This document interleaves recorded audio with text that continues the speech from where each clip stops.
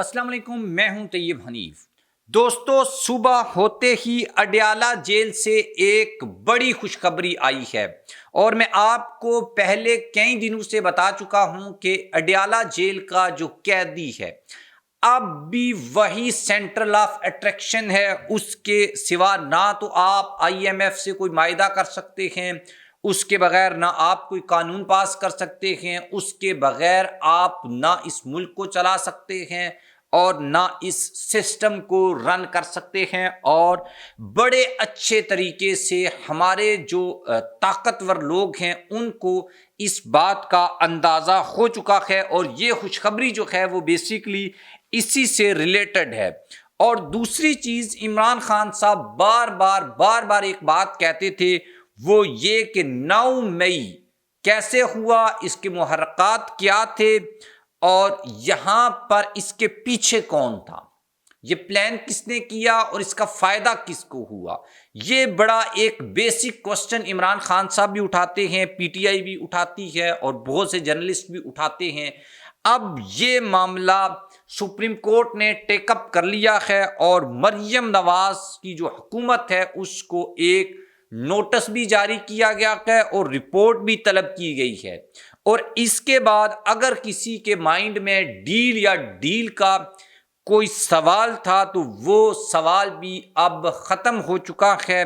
चीज़ें जो हैं वो किस तरफ आगे बढ़ेंगी इसके ऊपर हम बात करेंगे और आपको बताएंगे कि अडयाला जेल से अच्छी खबरें क्या हैं। आप मेरे चैनल को सब्सक्राइब कर लें, बेल आइकन को प्रेस कर लें। जो लोग हमें फेसबुक के ऊपर देखते हैं वीडियो को लाइक और शेयर ज़रूर करें और अपनी जो ओपिनियन है वो आपने ज़रूर लिखनी है। वैसे तो इमरान खान को माइनस करने के लिए मेरा नहीं ख्याल में कोई होछा हथकंडा या किसी किस्म का कोई लिवरेज जो है वो छोड़ा गया था। कंट्रोल करना खान साहब को, उनको इलेक्शन में बड़े पैमाने पे शिकस्त देना, उनके लोगों को तोड़ना, पार्टी को ख़त्म करना, ये सब चीज़ें करके देख ली, बल्ले का निशान छीन के देख लिया। लेकिन इमरान खान की किस्मत ऐसी है और हमेशा जिसने भी इमरान खान के ख़िलाफ़ कोई काम किया, उसके ख़िलाफ़ किताब लिखी, उसके ख़िलाफ़ किसी का आला कार बना, वो खुद ही ख़त्म हो गया। और इसकी बड़ी एग्जाम्पल्स हैं आपको। और रिसेंट हिस्ट्री में जो सबसे बड़ी एग्जाम्पल है और जिनके बारे में ये कहा जाता है कि वो बड़े ताकतवर हैं, जनरल बाजवा के साथ क्या हुआ वो आपने देख लिया। हालांकि स्टैब्लिशमेंट को यहाँ पर तगड़ा जो है वो समझा जाता है, लेकिन फैसले भी उन्हीं के नाफज होते हैं, डेफिनेटली इसमें तो कोई शक नहीं है। लेकिन उनके बारे क्या हुआ, खुद इसहाक डार की एक ऑडियो थी, वो आपने सुन रखी होगी और उससे आपको अंदाज़ा हो गया होगा। बाकी एक लंबी फहरिस्त है जिसमें पीटीआई के अपने लोग हैं, जहांगीर खान तरीन हैं, अलीम खान हैं जो छोड़ चुके हैं, गुलाम सरवर खान, राजा रियाज की एग्जाम्पल है आपके सामने, लोटू की एक बड़ी फहरिस्त है, उसके पहले रेहाम खान है, आयशा गुलालाई है और एक और अभी रिसेंटली पता नहीं एक मॉडल आई थी वो भी है। एक लंबी वो आपका यार वो जो बानी रुकन भी था जिसने पीटीआई के खिलाफ किया था, पता नहीं क्या नाम है उसका। एनीवे, वो ये सब वो लोग हैं जो सामने भी आए, उनको यूज किया गया और उसका नतीजा 0/0 निकला, मतलब नथिंग।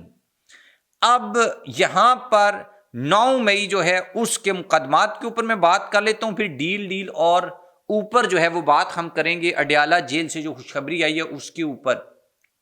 9 मई के जो मुकदमात हैं वो अब सुप्रीम कोर्ट में पहुंच चुके हैं और इमरान खान साहब बेसिकली यही चाहते थे।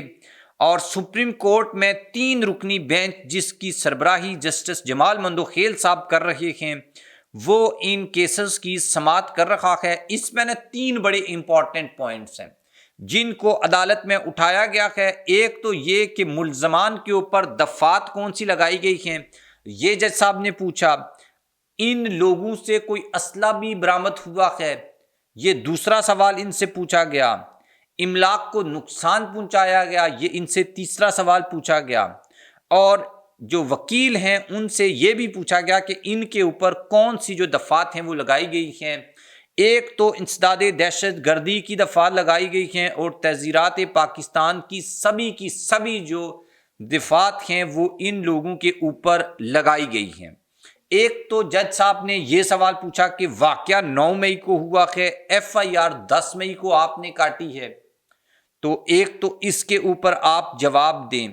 دوسرا، ان لوگوں کی شناخت جو ہے، آئیڈینٹیفیکیشن ہے، وہ کیسے ہوئی ہے. یہ تو آپ کو پتہ ہے عمران خان صاحب پہلے اڈیالہ جیل سے کہہ چکے ہیں کہ جو لوگ بھی 9 مئی کے واقعات میں ملوث ہیں ان کو سزا بھی ملنی چاہیے اور ان کو سی سی ٹی وی فوٹیجز کے ذریعے آئیڈینٹیفائی کرنا چاہیے. جیسے ہلمیٹن یعنی امریکہ میں جو حملہ ہوا تھا وائٹ ہاؤس کے اوپر ٹرمپ کے حامیوں نے کیا تھا، تو بالکل اسی طریقے سے لوگوں کی شناخت ہونی چاہیے اور جو لوگ وہاں پر موجود تھے ان کو پکڑنا چاہیے. یہی بات اب سپریم کورٹ سے بھی سامنے آئی ہے اور موبائل فونز جو ہیں ان کے اوپر بھی سوال اٹھایا گیا کہ ان کے موبائل فونز جو ہیں وہ کہاں ہیں اور وہاں سے کوئی ڈیٹا لیا گیا ہے. اب یہ سب کے جو سب لوگ ہیں، یہ دکاندار ہیں یا ویسے عام لوگ ہیں اور ان کا کسی سیاسی جماعت یا پاکستان تحریک انصاف کے ساتھ کوئی بھی ریلیشن نہیں ہے، کوئی بھی تعلق نہیں ہے. اور غلام سرور، صداقت عباسی، کنول شذوب، اجمل صابر، ان سب لوگوں کی جو عبوری ضمانتیں ہیں وہ بھی منظور کی گئی ہیں. تو اس لیے اب یہ بڑا ایک امپورٹنٹ سوال بن چکا ہے کہ جب ان سے کچھ برآمد نہیں ہوا تو ان لوگوں کو ابھی تک آپ نے جیل میں کیوں رکھا ہوا ہے، اور آپ کیا سوچ کر آپ نے ان کے اوپر انسداد دہشت گردی کی جو دفعات ہیں وہ لگائی ہیں جبکہ ان سے اسلحہ بھی برآمد نہیں ہوا. تو اب یہ پہلا معاملہ ہے جو سپریم کورٹ میں پہنچا ہے اور اس کے اوپر سپریم کورٹ سے تو آلریڈی عمران خان نوٹس لینے کی بات کر رہے تھے، بلاول نے جوڈیشل کمیشن جو بنانے کی بات کی ہے. تو یہ سب چیزیں اب اسی طرف جا رہی ہیں جس طرف عمران خان صاحب ان کو لے کر جانا چاہتے تھے. اور اب ایک بات جو 9 مئی کے مقدمات پر سپریم کورٹ نے مریم نواز کی جو پنجاب حکومت ہے اس کو نوٹس بھی جاری کر دیے ہیں اور پورے کا جو پورا ریکارڈ ہے یہ اب سپریم کورٹ نے طلب کر لیا ہے.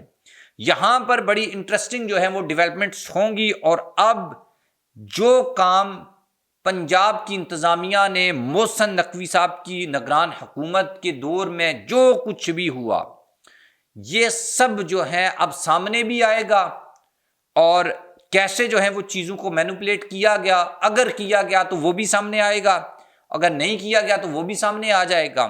تو اس لیے اس کو بڑی انٹرسٹنگ جو ہے وہ ڈیولپمنٹ کے طور کے اوپر دیکھا جا رہا ہے اور پی ٹی آئی والے اس کے اوپر شادیانے بھی بجا رہے ہیں کہ اب چیزیں جو ہیں وہ سپریم کورٹ میں جا کر کھلیں گی.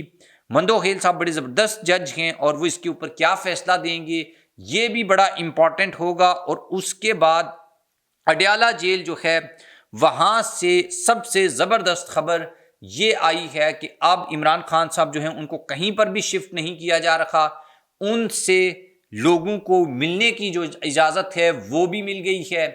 اب وہ جو پنجاب انتظامیہ نے 2 ہفتے کی پابندی لگائی تھی اس کا ہم نے بتایا تھا کہ اس کے پیچھے کی ریزن کیا ہے، اب اس کو اگنور کر کے اسلام آباد ہائی کورٹ نے یہ کہہ دیا ہے کہ آپ لوگوں سے ملاقاتیں جو ہیں وہ کروا سکتے ہیں، روکا نہیں جا سکتا، وکلاء سے ملاقات کرنے سے نہیں روکا جا سکتا.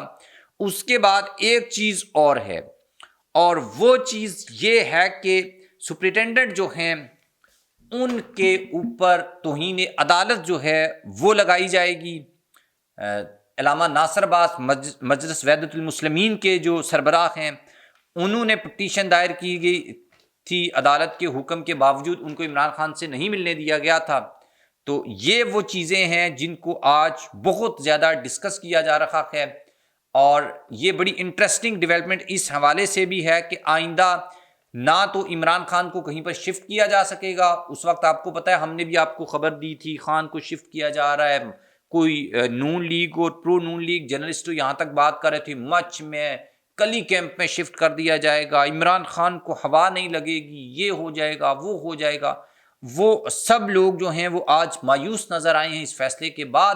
لیٹ سی، آپ بھی اس کے اوپر لکھیے گا کہ پاکستان تحریک انصاف کے جو سربراہ ہیں عمران خان صاحب، ایک تو یہ 9 مئی والے واقعات کے اوپر بھی آپ اپنی اوپینین لکھ سکتے ہیں، اور دوسری بات یہ کہ عمران خان صاحب جو ہیں وہ اب ڈیل اور وہ والا معاملہ میرے خیال میں خان صاحب بالکل بھی اس موڈ میں نہیں ہیں۔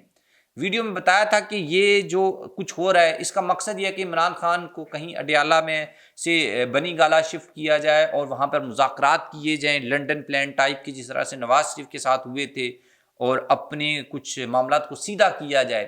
لیکن اس کے اوپر خان صاحب جو ہیں وہ خاص طور کے اوپر انکار کر رہے ہیں، اور وہ ایسی کوئی ڈیل ویل کریں گے نہیں۔ آپ کیا کہتے ہیں اس کے بارے میں، کرنی چاہیے نہیں؟ لکھیے گا کامنٹ باکس میں۔ اللہ حافظ۔